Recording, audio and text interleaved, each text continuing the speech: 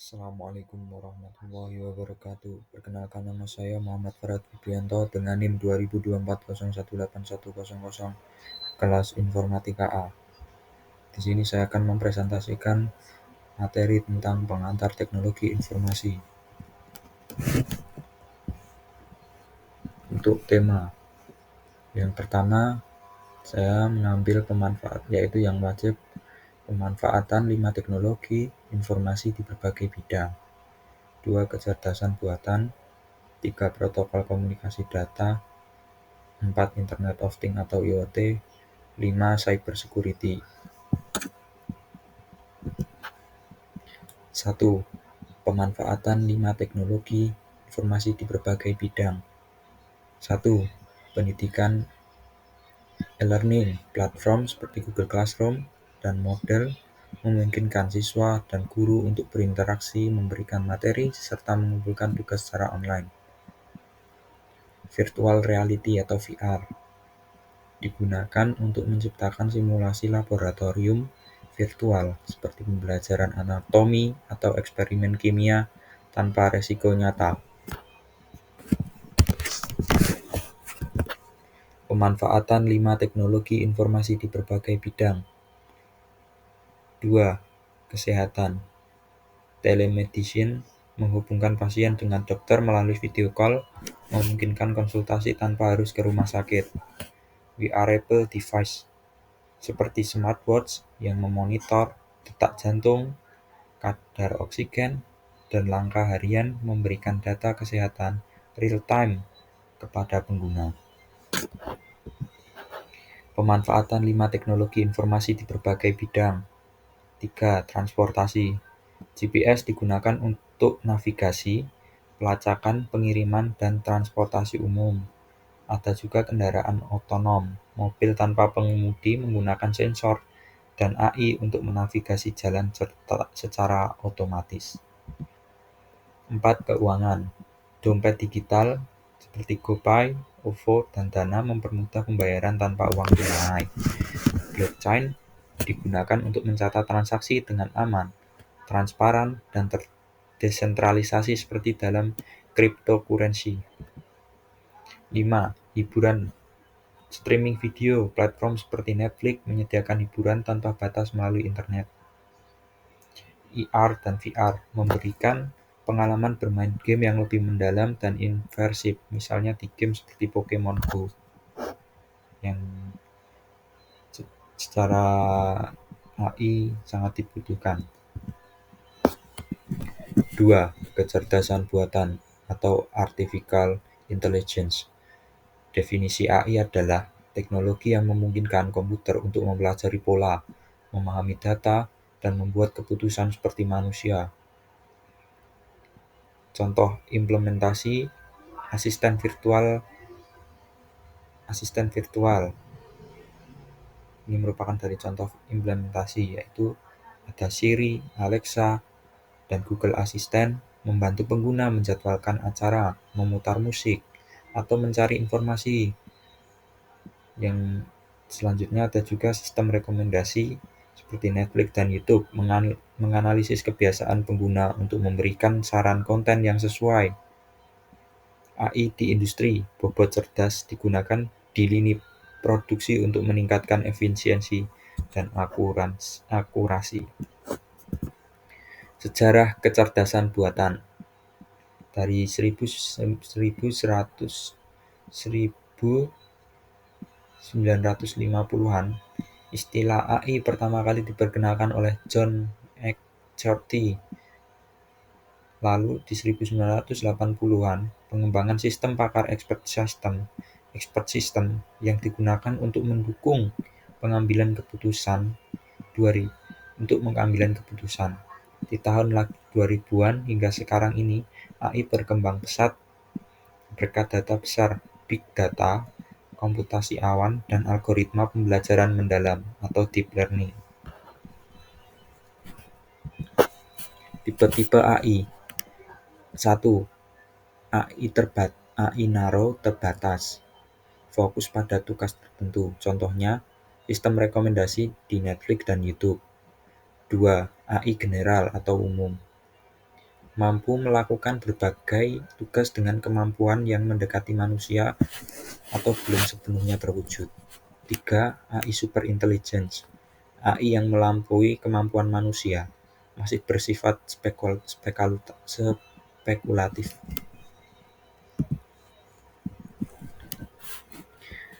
Artificial intelligence, manfaat AI, otomatisasi tugas yang sebelumnya memakan waktu lama. 2. Peningkatan produktivitas dan akurasi dalam pekerjaan. Tantangan dalam AI. Isu privasi seperti data pengguna yang digunakan untuk pelatihan AI. 2. Penggantian pekerjaan manusia dengan mesin otomatis.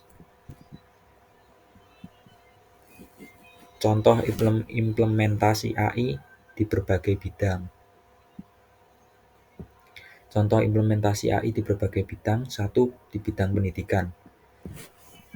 Aplikasi pembelajaran seperti Duolingo yang menggunakan AI personalisasi materi. 2. Kesehatan digunakan untuk menganalisis hasil radiologi dan memberikan diagnosa dini. 3. Keuangan algoritma AI mendeteksi aktivitas mencurigakan untuk mencegah penipuan di perbankan. 4. Pemasaran chatbots membantu pelanggan secara real time dengan menjawab pertanyaan atau memberikan saran produk. 5. Transportasi mobil otonom yang mengandalkan AI untuk mengemudi tanpa pengemudi manusia. Cabang-cabang utama AI. Yang pertama, computer vision, kemampuan AI untuk mengenali dan menganalisis gambar atau video. Contohnya deteksi wajah di kamera ponsel. Robot. Yang kedua ada robotik, integrasi AI dengan perangkat keras untuk menciptakan robot yang cerdas. Contohnya robot pembersih rumah seperti Roomba. Contoh AI di dunia nyata. Pemasaran dan periklanan. AI digunakan untuk menargetkan iklan berdasarkan perilaku konsumen di internet. E-commerce, sistem rekomendasi yang mempelajari referensi pengguna untuk memberikan saran produk. Yang ketiga ada manufaktur, mesin yang dikontrol AI untuk mendeteksi cacat pada produk dengan akurasi tinggi. Yang keempat ada pertanian, AI digunakan untuk memprediksi cuaca, memantau kesehatan tanaman, dan mengelola irigasi. Yang terakhir ada transportasi, pengembangan kendaraan otonom seperti Tesla yang menggunakan kombinasi sensor dan AI. Dampak AI terhadap kehidupan. Positif, mempermudah pekerjaan manusia, meningkatkan kualitas hidup dengan layanan yang lebih personal dan efisien. Untuk yang negatifnya, menggantikan pekerjaan manusia di beberapa sektor, risiko penyalahgunaan teknologi seperti deepfake atau pengawasan yang melanggar privasi. 3. Protokol komunikasi data. Contoh protokol HTTP atau HTTPS, mengamankan komunikasi web, memastikan data terenkripsi saat dikirimkan. FTP, File Transfer Protocol, digunakan untuk mengunggah atau mengunduh file antar komputer.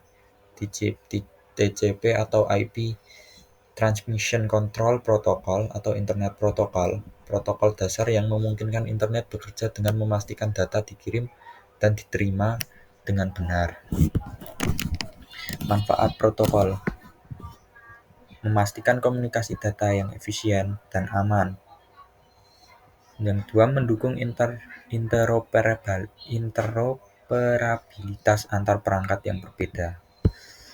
Protokol komunikasi data. Definisinya dari protokol komunikasi data sendiri yaitu protokol komunikasi data adalah sekumpulan aturan standar atau prosedur yang mengatur bagaimana data dikirimkan, diterima, dan diproses antar perangkat dalam jaringan. Protokol ini menentukan format data, metode pengkodean, kontrol kesalahan, dan langkah-langkah untuk memastikan data dikirim secara efisien dan aman. 1. Protokol email, SMTP, IMAP, POP3. Jenis protokol email. 1. SMTP, Simple Mail Transfer Protocol, mengirim email dari klien ke server atau antar server email. Contohnya, saat Anda mengirimkan email melalui Gmail, SMTP digunakan untuk mengantarkan email tersebut. Yang kedua ada IMAP, Internet Message Access Protocol, membaca email langsung dari server tanpa mengunduhnya, cocok untuk pengguna dengan banyak perangkat. Contohnya, email tetap tersinkronisasi di ponsel, laptop, dan tablet. 3. POP3, Post Office Protocol 3, mengunduh email dari server ke perangkat lokal. Setelah diunduh, email biasanya dihapus dari server. Contohnya digunakan pada perangkat dengan akses internet terbatas. 2. Protokol VoIP, Voice over Internet Protocol. Definisi protokol yang digunakan untuk mentransmisikan suara melalui jaringan internet menggantikan saluran telepon tradisional. Cara kerjanya, suara dirubah menjadi data digital, lalu data dikompresi dan dikirim melalui jaringan IP. Data diterima dan diubah kembali menjadi suara di perangkat penerima. Contoh aplikasi Skype, Zoom, Google Meet, layanan panggilan berbasis aplikasi seperti WhatsApp Call. 3. Protokol keamanan SSL atau TLS. Definisi protokol yang dirancang untuk menyediakan komunikasi yang aman melalui internet dengan mengenskripsi data yang dikirimkan. Cara kerja SSL atau TLS. 1. Saat pengguna mengakses situs web dengan HTTPS, SSL atau TLS memulai sesi enkripsi. 2. Data seperti kata sandi dan informasi kartu kredit dienkripsi sebelum dikirimkan sehingga tidak bisa dibaca oleh pihak yang tidak berwenang. Keunggulan SSL atau TLS melindungi data sensitif dari serangan seperti man in the middle, meningkatkan kepercayaan pengguna terhadap situs web atau ikon gembok di URL. 4. Internet of Things atau IoT. Definisinya, Internet of Things atau IoT adalah konsep teknologi yang menghubungkan perangkat fisik kendaraan, peralatan rumah tangga, dan objek lainnya ke internet, memungkinkan mereka untuk mengirim dan menerima data tanpa campur tangan manusia secara langsung. Teknologi ini memanfaatkan sensor perangkat lunak dan koneksi jaringan untuk menciptakan ekosistem yang saling terintegrasi. Komponen utama IoT. 1. Perangkat IoT, objek fisik yang dilengkapi dengan sensor dan perangkat komunikasi seperti lampu pintar atau wearable device. 2. Konektivitas, protokol komunikasi seperti Wi-Fi, Bluetooth atau Zigbee yang menghubungkan perangkat ke jaringan. 3. Platform IoT, sistem yang mengelola, menganalisis, dan menampilkan data dari perangkat IoT. Contoh IoT, Smart Home, lampu yang bisa dinyalakan dari jarak jauh menggunakan aplikasi. Di kesehatan, monitor tekanan darah yang terhubung langsung ke dokter.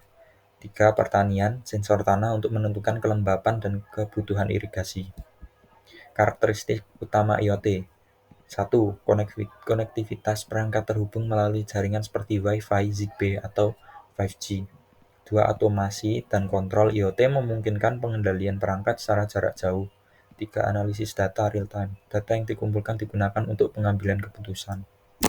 5. Cyber security dan kejahatan dunia maya. Definisinya, cyber security adalah serangkaian praktik teknologi dan proses yang dirancang untuk melindungi jaringan, perangkat program, dan data dari serangan, kerusakan, atau akses tidak sah. Keamanan ini mencakup pencegahan, deteksi, dan respon terhadap ancaman cyber yang dapat mengakibatkan kerugian besar. Secara cyber security tidak hanya melibatkan perangkat keras dan perangkat lunak, tetapi juga kebijakan dan latihan untuk melindungi sistem dan pengguna dari ancaman. Tujuan utama keamanan cyber adalah menjaga kerahasiaan, integritas, dan ketersediaan informasi. Komponen utama cyber security. 1. Enkripsi, mengamankan data dengan membuatnya tidak dapat dibaca oleh pihak yang tidak berwenang.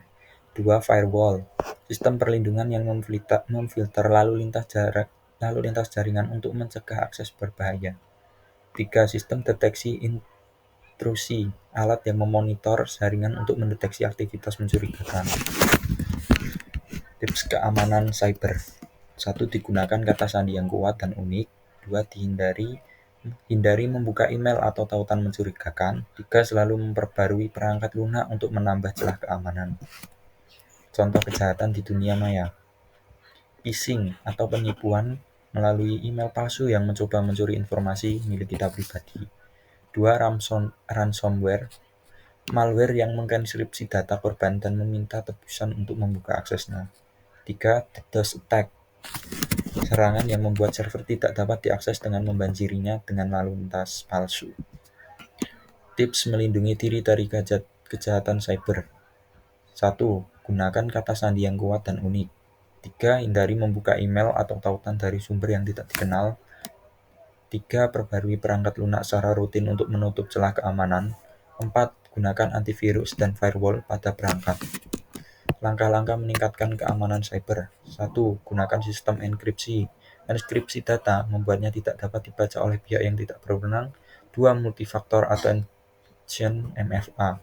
Menggunakan lebih dari satu metode verifikasi seperti kombinasi kata sandi dan OTP. 3. Pendidikan cyber hygiene, melatih pengguna untuk mengenali ancaman cyber dan menjaga kebiasaan online yang aman. 4. Update perangkat lunak secara berkala, menutup celah keamanan yang mungkin dimanfaatkan oleh hacker. 5. Penggunaan firewall dan antivirus, mencegah akses tidak sah ke jaringan dan melindungi perangkat dari malware. Manfaat dan tantangan keamanan cyber. Manfaat keamanan cyber: 1. Melindungi akses digital seperti data pribadi, data perusahaan, dan sistem penting. 2. Menjaga reputasi perusahaan dari kerugian akibat pelanggaran keamanan. 3. Mengurangi resiko gangguan operasional akibat serangan cyber. Tantangan keamanan cyber: 1. Evolusi ancaman, hacker terus mengembangkan metode baru untuk menyerang sistem. 2. Kekurangan tenaga ahli, masih sedikit profesional yang benar-benar terampil di bidang keamanan cyber. 3. Biaya tinggi, investasi dalam teknologi keamanan seringkali memerlukan anggaran besar. Langkah-langkah meningkatkan keamanan cyber sama dari yang tadi.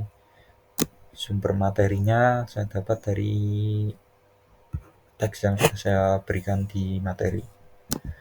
Sekian presentasi dari saya, kurang lebihnya mohon maaf. Wassalamualaikum warahmatullahi wabarakatuh.